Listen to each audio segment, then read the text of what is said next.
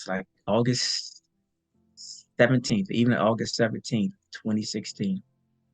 Coming in from work, having a little pain in my chest. But I'd make it so bad, I don't remember. It just felt funny. It wasn't hurting or anything to where, because I was so used to pain that I kind of brushed it off. So came in the house that evening, called my buddy, called my mom, what I usually do right before turning into bed. I call them, I'm in the kitchen talking to them, and next thing you know, I'm waking up in the hospital a week later. You know, didn't know what happened, hooked up the tubes and everything. I still have the trach hole in my neck. Didn't know what happened. Doctors, my family was standing beside me. I didn't know because they usually don't, they never came up here to see me. So family standing beside me and it's like a glow around them, like an aura. And I looked at the doctors again and they was like, you know why you're here? I couldn't speak. They said, Jay, you had a heart attack. And I didn't think anything of it because I'm like, just sitting there with stuff in my mouth and everything. They said, you died. They said, you left us. They said, you were gone for a whole day, you know. And I didn't think anything of it because I'm just sitting in the bed, not knowing what's going on. Nevertheless, I regained consciousness again. When I went out, regained consciousness again. I saw my brother, one of my brother, I called my best friend that I developed a friendship with since we were like fifth grade. Him and his wife and their kids standing by my bed, and my kids standing by my bed. My sister-in-law holding my hand, saying, can you hear me? If you know where you're at, squeeze my hand, and squeeze her hand. And she like, he squeezed my hand. Then I went out again. The irony part about all that was that I didn't even know that I had died, because I thought I was just sleeping at one point in time, because what I was experiencing was, um, I think one of the best words is like bliss. I was most peaceful I've ever been in my life. I was, I remember I was walking down a tunnel, and in this tunnel, it was like amber in color. Uh, it wasn't hell, people. When it was amber in color, and it was like the tunnel was like a tube, and it was people all surrounding the tube, around and underneath, and it was like they were reaching up, but it was not malicious. Walking through the tunnel, I get to the end of the tunnel, and I found myself like floating or going down a highway. And it was like the local highway where I was, here in Ohio. I went past a couple of landmarks that I remember here, and it was gloomy outside. It was dark. Nobody was out. And then all of a sudden, it was just like immediately I was like shot up. I was immediately right in space, And while I'm up there again, I just know I existed. I didn't have any limbs, no body, no physical form, but I just knew I existed. I knew I was, you know. To the footstool ahead of me, it was the earth, big round globe, of course, but it was like energy protruding from it. It was like going in like a tree, something like what you see back here, but it was going, energy was going in and out, circulating in and out, like going up almost like a tree. And to my left, and it was dark out there. So the earth, you can see it and whatnot. But to my left, I saw almost look like a spiral of stars, almost like what they call like it was like a wormhole type thing, but it was like a spiral of stars. And several years later, I come to find out that I was looking online, looking at some stuff, and I saw that same image, and it said it was the Andromeda galaxy. So I was like, okay, so I saw the Andromeda galaxy. Cool. you know. So I saw this to my left, and then I saw the Earth down, like the footstool in front of me, like but towards the footstool. I saw this again, and I heard my name called. I didn't know where it came from, but I know to look to my right. Didn't see anything. It was dark. Then I looked back at those star clusters again, and I heard my name called again. And I looked back again, but I didn't hear anything, see anything. And then after that, it was just dark. Don't remember anything else. Um, but they proceeded to tell me that um, I had also suffered 26 strokes as well. You know, when I when I died, it was it was very hard for the family, of course. Because when I was in the hospital, they said that I drove myself to the hospital. I don't remember doing it.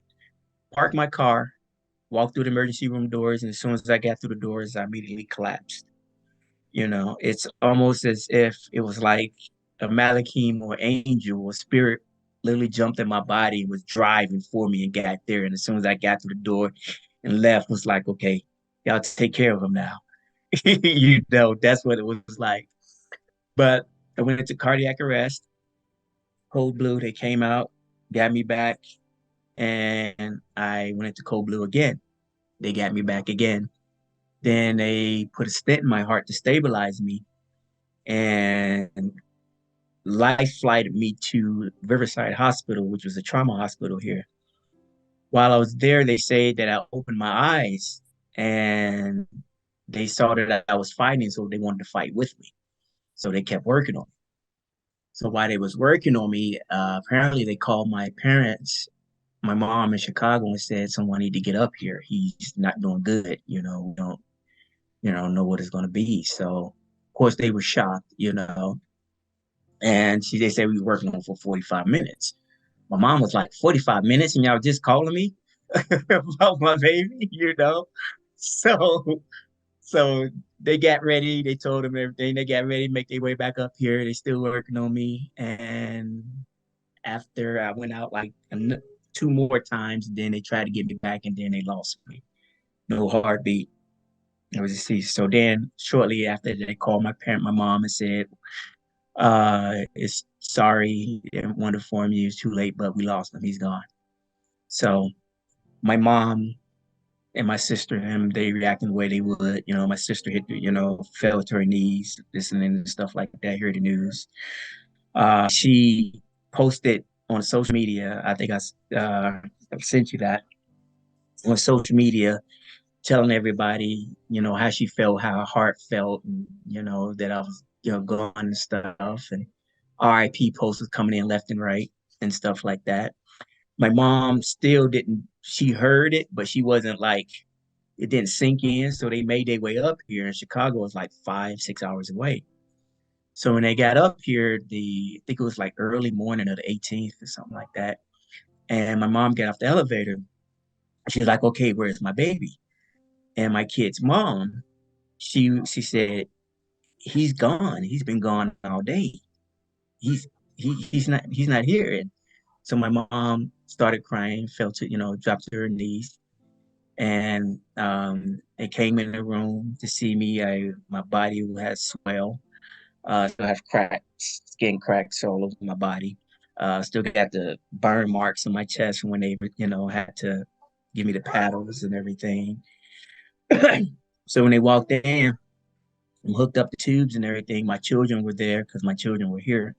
I had no worries, no fear, no doubt, no concerns. I wasn't thinking about anything. I was just relaxed. I was felt so good. It was the best. This may sound morbid. It was the best sleep I ever had in my life.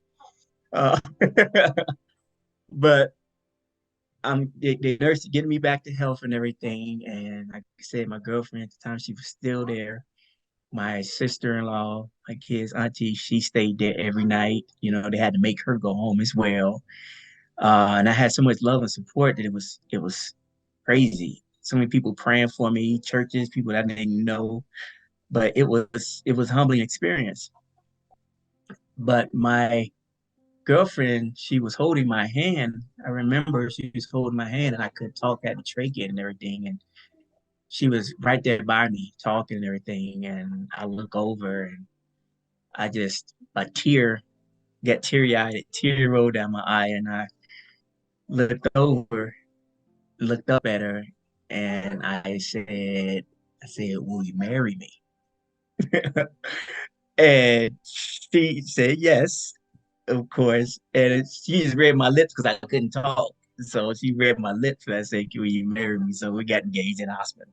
But for the most part, again, I just felt I was like a clean slate. I was a new person. I Everything about me had changed, you know. When I finally left the hospital, I looked outside and it was like I was seeing everything for the first time. You know, I I didn't recognize the train, the bus, the clouds, the trees, cars. It was all foreign to me. It's like I had been away for so long, but I wasn't away that long to you would think to forget that much stuff. But I was literally a clean slate. It was the best feeling that I ever had. The biggest thing though was the fact that I found out about love. I always knew about love. I always told people about love. But that energy I told you that was over my family, that was love. That's how I realized that love was an entity.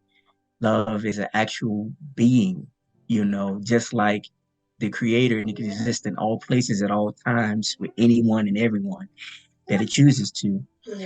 And it was an amazing feeling, to know that and to be aware of that and to share that. And whenever someone asks me, my brother gave me what they call it, like a fundraiser for me.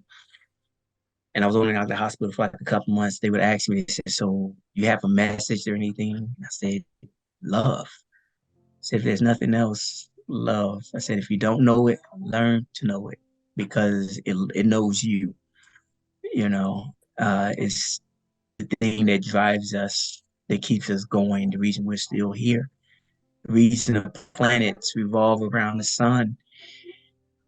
Everything in existence exists because of love. It is a part of the Most High just as much as the Rock or the Holy Spirit and other entities that consist of Him. Love is a living being.